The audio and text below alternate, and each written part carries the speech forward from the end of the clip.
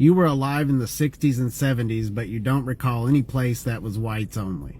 I mean, I don't know how to break it to you, but segregation existed.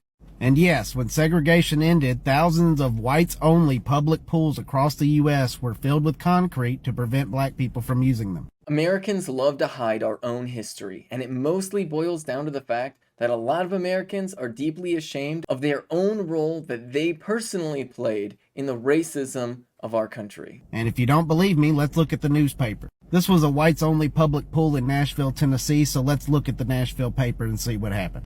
This is a Nashville newspaper from July 19th, 1961. Segregation is now unconstitutional, so 6 black people showed up at the Centennial Park public pool to swim. But they were denied entry, and it says this was their first attempt. Now keep in mind, this was July 19th.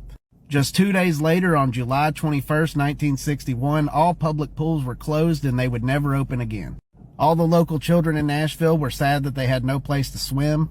The NAACP told Nashville to reopen the pools.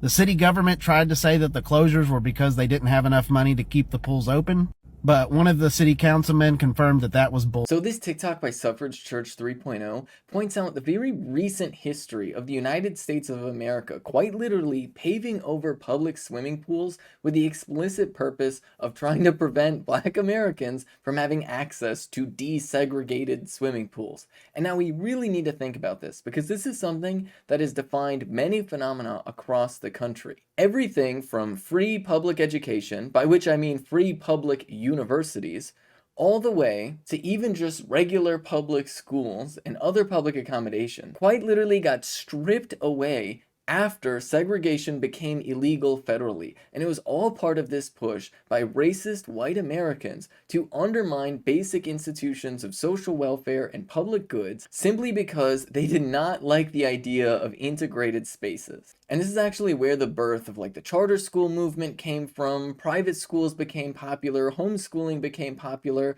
This is when universities started becoming incredibly expensive. And then, of course, there was the later introduction of things like credit scores. All of these institutions that fundamentally changed, where originally there was a very explicit racial barrier preventing black Americans from entering into these institutions that provided specific opportunities to engage with society and gain some sort of economic success. When segregation became illegal, they replaced the explicit racial barrier with this implicit system of cash. Quite literally, they created economic barriers in order to maintain existing racism. And they even just destroyed institutions of public accommodation out of spite. And you see, the thing is, this isn't ancient history. This is actually very, very recent history, because we need to understand, if you know somebody that has ever talked about seeing the first Star Wars movie in person at the movie theater, then you have met somebody that is old enough to have actively participated in a sundown town. Now, not to mention the fact that there are still some sundown towns lingering around in the United States, but sundown towns actually reached their peak well after the first Star Wars movie was originally released in theaters. And so think about that for a second.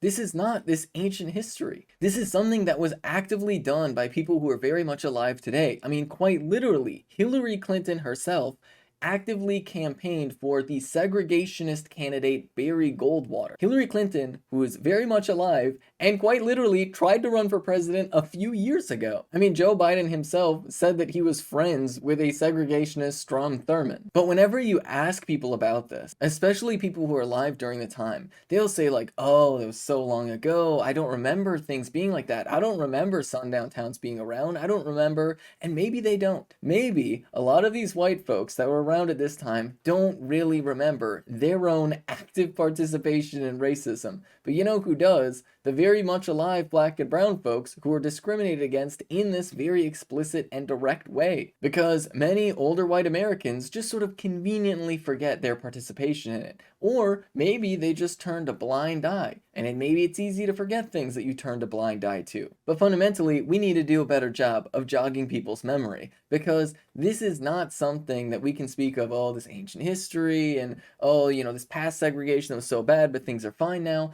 because a lot of these same people are the same people that are in institutions of power now. A lot of these people are CEOs at major companies. A lot of these people have positions of wealth and power. They're like judges and stuff like that. And some of them are even elected to the president of the United States of America. And yet somehow they pretend that there's been this like magical progress, when in actuality, if you look at how workplaces and communities are still segregated, if you look at economic inequality across the United States of America, you start to realize that while we have progressed in a lot of ways, there are many ways in which we fundamentally haven't progressed, especially when you look at public education, which is incredibly segregated to this very day. And in fact, in some states, schools are quite literally shutting down because they don't have enough staff or funding to maintain themselves. I mean, quite literally, Ronald Reagan's presidency, more than anything else, was really about white Americans uniting together in order to prevent the Civil Rights Act from having any real material impact on society or their daily lives. That's really what Ronald Reagan's presidency was about.